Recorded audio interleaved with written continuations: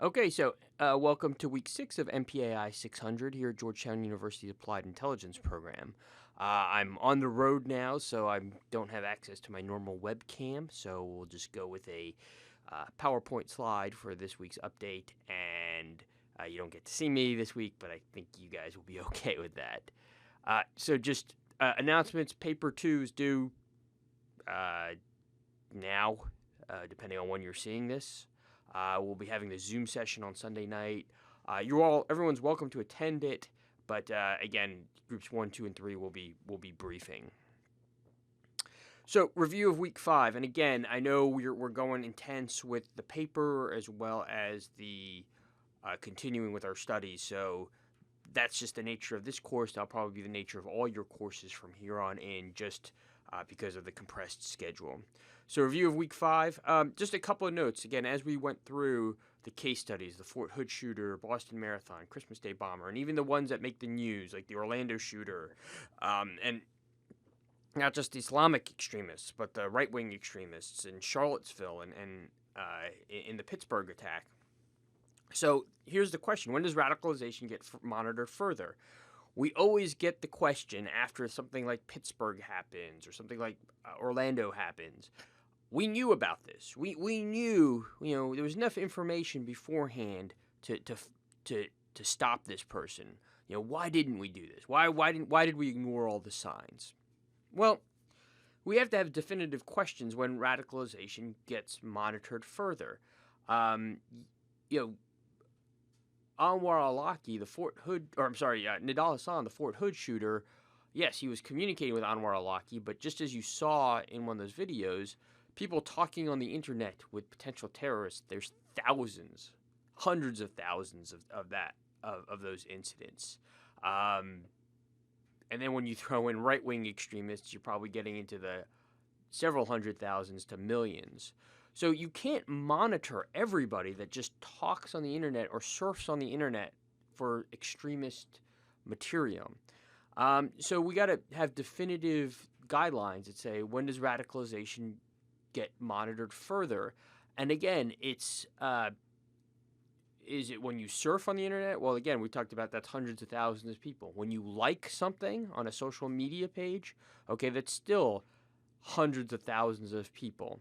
When you actively communicate with a terrorist like Nidal Hassan did, then you start getting a little bit less, and then you could start thinking, and then it's, okay, if you've purchased travel and you have all these indicators that you've surfed on the internet, you've communicated with terrorists, you've purchased travel to go overseas, then do you get 24-hour monitoring? These are the types of questions people will ask. At what level does radicalization get monitored further? And in an ideal world, it would be the same for whatever group, but I can guarantee you ISIS radicalization, surfing on ISIS websites, is going to get you monitored a lot faster than if you surfed on right-wing extremists. So these are some of the questions that you're going to have to come up with in this class, but more importantly in your professional lives, if you focus on things like watch listing and investigations. Okay, and then going along with that, what do you do with people on the radar? This was highlighted in the EU case study, the Baklan Theater case study. It was known, law enforcement was aware of the folks that were involved in that activity. They were on the radar. The Orlando shooter was on the radar. Arguably, Nidal Hassan was on the radar. So what do you do for people who, I call it the gap? They've done enough to be put on a radar and be aware of law enforcement, but not enough to be detained or not enough to be arrestable. And again, it ties into the first question: when are people on the radar, and when can you monitor them? And again, this isn't Crockett and Tubbs. For those of you who are Miami Vice fans, but one person can't monitor several terrorists 24 hours a day. It takes massive resources to do that. So the question is, again, when people show up on the radar, but they're still involved in this activity, what can be done in a free and democratic society? Do we have appropriate funding, structures, people? I brought this up last week when we were talking about structures. We talked about information on the 9/11 hijackers was known by the National Security Agency. But due to, again, incentives or lack of incentives and bureaucracy and our federalist stratification, uh, NSA did not communicate with San Diego PD. There was no mechanism, structure for that type of intelligence to flow, which arguably may have stopped the 9/11 attacks. So, has that problem been solved? And I argue no. I argue, of course not. In the Boston Marathon, there was information known at the federal level about our older Tsarnaev brother, but again, that information was not disseminated down to Boston Police Department or the Boston Fusion Center that could have, in theory, done something.